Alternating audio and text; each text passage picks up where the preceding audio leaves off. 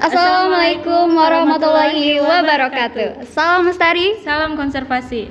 Kembali lagi bersama saya Delaila Zakro dan rekan saya Septi Marza dari Program Studi Pendidikan Biologi. Kami dari Departemen Infokom di podcast episode kedua. Di podcast episode kedua ini kami sudah menghadirkan bintang tamu yang gak kalah luar biasa nih Kak. Ada Sekretaris Umum Himpunan Biologi dan Bendahara Himpunan Biologi. Oke. Bisa disapa dulu mungkin teman-temannya Kak sekalian perkenalan. Halo semuanya, perkenalkan nama saya Anissa Zulfa Zakiyah. Saya dari tingkat 3A Program Studi Pendidikan Biologi. Saya di sini alhamdulillah dipercaya sebagai Sekretaris Umum HMP Biologi periode 2021-2022. Halo semuanya, perkenalkan saya Rista, tingkat 2, kelas 2B, Program Studi Pendidikan Biologi dan di sini saya menjabat sebagai bendahara periode 2021 dan sampai 2022. Oke. Gimana nih kabarnya Kak? Alhamdulillah Baik. Alhamdulillah ya. Kalau boleh tahu nih Kak, kesibukan Kakak nih akhir-akhir ini tuh ngapain aja sih? Kalau kesibukan akhir-akhir ini apa ya? Ya paling kuliah aja sih, kan sekarang udah mulai kuliah tatap muka ya, lebih sering ke kampus juga walaupun cuma seminggu sekali. Tapi lebih banyak ke praktikumnya aja sih, lebih sering praktikum, laprak dan yang kayak gitu-gitulah. Itu aja. Kalau untuk Teh Rista nih, Kesibukannya sama ya kayak mahasiswa yang lain ya, selayaknya mahasiswa gitu, kuliah terus tugas juga, dan kebetulan untuk bulan ini kan udah diberlakukan ya tatap muka meskipun 2 minggu sekali gitu ya kayak gitu sih. Terima kasih kepada Teh Anissa dan Teh Rista sudah menyempatkan waktunya untuk bisa datang di podcast episode kedua ini. Kita masuk aja nih ke pertanyaan yang pertama. Mungkin dari Teh Anissa dulu ya. Menurut Teh Anissa, himpunan itu apa sih?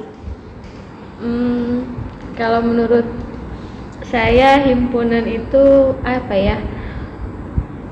Wadah atau semacam wadah atau tempat untuk berkumpul, orang-orang berkumpul, bertukar pikiran gitu, untuk saling bertukar pikiran, tempat mengembangkan potensi juga bagi mahasiswa-mahasiswa gitu sih. Oke, kalau untuk Teh Rista sendiri nih, himpunan itu apa sih? Menurut saya sendiri kata kuncinya satu sih, media ya, sebagai media apa luas kan, seperti kayak kalau kita tuh kalau udah gabung himpunan bisa mengembangkan hal apapun sih, kayak interaksi, terus sosial, public speaking juga, terus kayak pengadministrasian kan bisa dipelajari ya kalau udah gabung himpunan. Betul. Jadi banyak banget sih manfaat himpunan bagi saya, jadi seperti itu sih maknanya. Oke, keren banget ya Kak jawabannya. Langsung aja nih ke pertanyaan kedua. Kalau boleh tahu nih Teh, apa sih yang membuat Teh Anissa dan Teh Rista itu tertarik masuk ke himpunan? Mungkin ke Teh Anissa. Kalau saya sih awalnya pengen lebih ke gak mau jadi mahasiswa kupu-kupu gitu. Saya kan rumah saya kan di Banjar ya, terus saya kuliah ke sini ke Ciamis, jadi gak mau udah datang jauh-jauh ke kampus tapi cuman kuliah sebentar terus pulang kayak gitu ya. Jadi pengen ada kegiatan lain gitu selain kuliah gitu, karena udah jauh gitu, memanfaatkan jarak dan waktu gitu. Jadi saya ikut himpunan untuk lebih mengembangkan potensi juga, memperbanyak relasi, menambah kegiatan biar lebih produktif lah gitu selain kegiatan kuliah gitu sih. Oke. Kalau untuk Teh Rista nih gimana? Hal apa yang bikin menarik? Yang pertama tuh dulu karena awalnya kan lagi pandemi ya, masuk jadi mahasiswa. Jadi saya rasa tuh kok bosen ya gitu kalau kuliah aja. Terus ada acara hima perekrutan gitu kan. Gimana bertanya-tanya sih ikutan apa jangan gitu. Ternyata ya udah ikutan dan alhamdulillah seru juga sih gitu, banyak manfaatnya. Terus juga sampai sekarang bagi saya sendiri rada berubah gitu dari hal-hal banyak sih, gak bisa diungkapin satu-satu gitu. Jadi hal yang membuat saya tertarik itu apa ya? Ya kayak tadi gitu. Awalnya karena bosan aja, terus ikutannya seru, terus ternyata wow gitu hima. Ya udah dilanjutin sampai sekarang gitu. Oke, aku pernah mau nanya nih Teh. Tugas seorang sekretaris sama seorang bendahara himpunan itu ngapain aja sih kalau boleh tahu? Mungkin dari sekretaris dulu. Kalau tugas sekretaris itu ya nggak jauh dari tugas pengadministrasian ya, kayak gitu sih. Tugas pengadministrasian kayak bikin laporan tentang program kerja yang sudah dilaksanakan himpunan, terus mengawasi program kerja himpunan, terus juga melaksanakan SOP administrasi yang berlaku. Kemudian sebenarnya sekretaris juga itu punya tugas sebagai motor penggerak organisasinya gitu. Terus yang lainnya ya bekerja bersama BPH yang lain, bertanggung jawab kepada ketua himpunan, lebih ke gitu sih. Oke, kalau untuk bendahara sendiri nih gimana tugasnya? Tugasnya ya membantu semua kegiatan yang maksudnya tuh membantu apa ya dalam keuangan gitu ya. Yang namanya bendahara ya pasti berkenaan sama keuangan ya. Terus juga di dalamnya itu ada pemasukan kan, pengeluaran gitu. Kita harus tahu gitu itu teh buat apa, akomodasinya buat apa, keluarnya kapan, kan harus dicatat ya secara detail, tanggalnya berapa, pengeluarannya berapa. Terus akhir bulan juga harus ada laporan gitu. Jadi kalau untuk bendahara sendiri ya intinya tentang keuangan sih kayak gitu.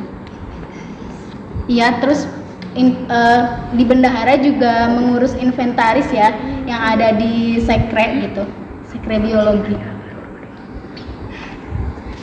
Oke, tadi kan kita dengar nih tugasnya kayak cukup banyak gitu ya. Kalian kan sudah hampir 1,5 bulan ya menjadi sekretaris dan bendahara di himpunan. Bisa diceritakan mungkin gimana sih rasanya gitu menjadi seorang sekretaris dan bendahara di himpunan gitu? Kayak pengalaman apa aja yang bisa kalian dapatkan gitu? Mungkin bisa dari sekretaris dulu. Kalau pengalaman mungkin belum cukup banyak sih ya, karena kan emang kita baru 1,5 bulan ya, kurang lebih 1,5 bulan juga. Cuman yang dirasain itu kayak beban, mungkin ya beban yang ditanggung itu lebih berat ya kan. Sebagai sekretaris itu gak bisa dianggap sepele gitu ya, harus dipertanggungjawabkan dengan baik juga, harus mencoba menjalankan tugas dengan sebaik-baiknya. Terus pengalaman yang didapat selama ini sih ya belum banyak, tapi kayak sebelumnya kan saya juga bukan orang yang expert di bidang sekretaris. Saya hanya dipercaya oleh ketua himpunan untuk jadi sekretaris. Jadi setelah sekarang saya jadi sekretaris, lebih banyak mengetahui hal-hal mengenai tentang sekretaris, pengadministrasian itu saya dapat tambahan ilmu lah mengenai sekretaris dan lain-lainnya. Oke, terima kasih jawabannya buat Teh Anissa. Kalau untuk bendahara sendiri nih gimana? Rasanya gimana jadi bendahara ya? Gimana ya? Nano-nano banget ya.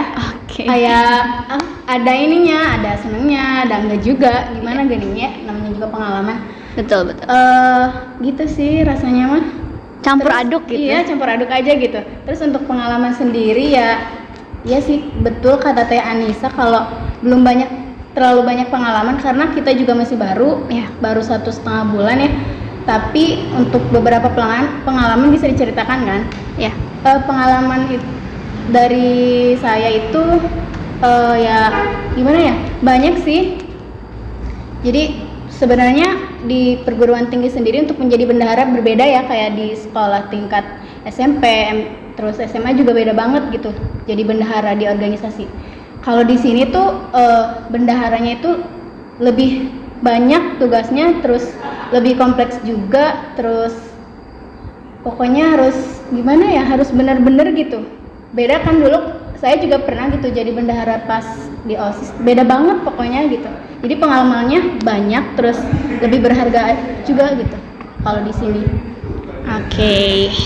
Kita lanjut ke pertanyaan selanjutnya ya, Teh. Dilihat dari kesibukan yang tadi Teh Anissa dan Terista katakan, kan kesibukannya kuliah, terus tugas, terus ngurus himpunan. Nah, kalau boleh tahu nih ya Teh, gimana sih cara mengatur waktu antara waktu tugas di Hima dan waktu tugas kuliah dan waktu yang tugas di luar kuliah? Kalau saya sih dari dulu punya, bisa dibilang prinsip atau punya kebiasaan ya, kalau mengerjakan sesuatu itu lebih didahulukan mengerjakan yang genting atau Urgent. yang urgent, yang harus cepat duluan selesai. Itu yang saya dulu kerjain gitu. Kalau misalkan yang misal tugas deadline-nya masih lama, bukannya dinanti-nanti tapi lebih mengutamakan tugas yang deadline-nya udah cepet atau yang hal yang urgent dan sangat penting harus duluan dikerjain. Saya lebih milih ngerjain yang itu dulu gitu. Saya lebih nyempetin waktu sih untuk ngerjain hal itu gitu. Hal yang penting urgent itu baik di segala urusan apapun sih, kayak mau tugas kuliah, tugas di Hima atau di luar kuliah juga, di luar kegiatan di kampus, saya lebih utamain yang harus duluan saya kerjakan, yang urgent. Oke, berarti dilihat dari kepentingannya dulu ya. Iya sih kayak gitu. Selanjutnya untuk Ibu Bendahara Terista. Dari saya sendiri sama ya kayak Teh Nisa, jadi mendahulukan apa yang penting ya, apa yang harus dilakukan, apa yang harus diselesaikan gitu. Misalnya kalau memang gitu tugas itu juga penting ya sebagai mahasiswa, tapi kan kalau misalnya waktunya masih lama, terus misalnya di bendahara nih ada yang harus segera diselesaikan ya, kita harus menyelesaikan itu dulu gitu. Dan apa ya, cara mengaturnya ya tergantung kita juga sih gitu. Sepintar-pintarnya kita kalau misalnya ikut apapun itu gak di Hima aja gitu, harus bisa ngatur waktu ya, melakukan apa yang harus dilakukan secepatnya gitu sih. Jadi harus tahu skala prioritasnya. Iya, ya, betul. Teh? Sekali lebih kayak gitu sih. Lanjut ya Teh pertanyaannya. Misalkan ya dalam melaksanakan tugas sebagai sekretaris dan bendahara, nah dalam pelaksanaannya ada yang ketidaksesuaian dan ada omongan yang tidak enak mengenai kalian, dan bagaimana tanggapan kalian mengenai hal tersebut? Dimulai dari Teh Anissa dulu. Kalau dari saya, omongan dari orang, kritik mungkin ya, kritik dari orang itu sebenarnya gak semua buruk ya. Omongan dari orang, walaupun emang ada yang bikin gak enak, tapi lebih ngambil ke sisi baiknya aja. Kan bisa jadi omongan orang itu emang buat apa ya, buat jadi motivasi buat jadi ini tuh bukannya salah tapi lebih baiknya kayak gini gitu. Jadi dijadiin saran, diterima untuk memperbaiki diri lebih baik lagi, kayak gitu sih. Kalau omongan-omongan orang, kita ya di organisasi banyak yang bilang ikut organisasi itu bukan untuk ajang baper-baperan, bukan untuk ajang kayak gitu ya. Kalau misalkan baper-baperan ngapain lah ikut organisasi gitu, udah hal biasa ya di organisasi. Ada yang kayak gitu ngomongnya bikin gak enak hati, ya diterima aja. Kalau emang itu bener-bener gak sesuai atau bikin gak enak, lebih, kalau saya ya lebih ke diem aja sih, nggak langsung ngebales, bukan tipe orang yang langsung ngebales kayak gitu. Lebih ke diem, banyak dipikirin apakah yang saya perbuat itu emang salah atau kurangnya di mana, gitu sih. Kita lanjut ke Terista. Kalau dari saya ya, pertama dari apa dulu gitu ngomongnya. Kalau misalnya itu sesuai, kalau misalnya ada seorang yang bilang kayak gitu terus kita merasa enggak ya kita tuh tunjukkan kalau kita tuh gak kayak gitu. dengan apa? Bukan dengan omongan, bukan dengan aku tuh nggak kayak gitu, tapi dengan perbuatan kita gitu. Tindakan iya, tunjukin kalau kita tuh kita tuh nggak kayak gitu, tapi kita tuh bisa tuh kayak gini nih, kayak gini gitu. Terus kalau misalnya ya kita salah terus orang lain ngomong gitu ya harus diterima juga gitu. Masa kalau kita salah nggak mau dikoreksi kan kebaik ya. Kita juga harus bisa menerima, memilah-memilih gitu juga sih. Iya kayak gitu. Pinter-pinter milih aja sih, pinter-pinter apa ya, kalau kan kita juga udah gede ya, udah dewasa, harus jangan dibawa baper juga gitu. Semua hal juga pasti ada baik buruk kan gitu. Hidup sekarang mah ya gitu ya. Iya betul banget. Jadi kita harus mengintrospeksi diri ya. Iya. Oke, kita masuk ke pertanyaan terakhir nih. Gak kerasa gitu ngobrol udah panjang juga gitu. Pertanyaan terakhir, apa sih harapan Teh Anissa sama Teh Rista untuk himpunan kedepannya gitu? Dimulai dari Teh Anissa dulu. Kalau harapan dari saya sih ya pasti semuanya juga pengen himpunan lebih baik lagi, berkembang lebih baik lagi dari sekarang, lebih baik dari sebelum-sebelumnya.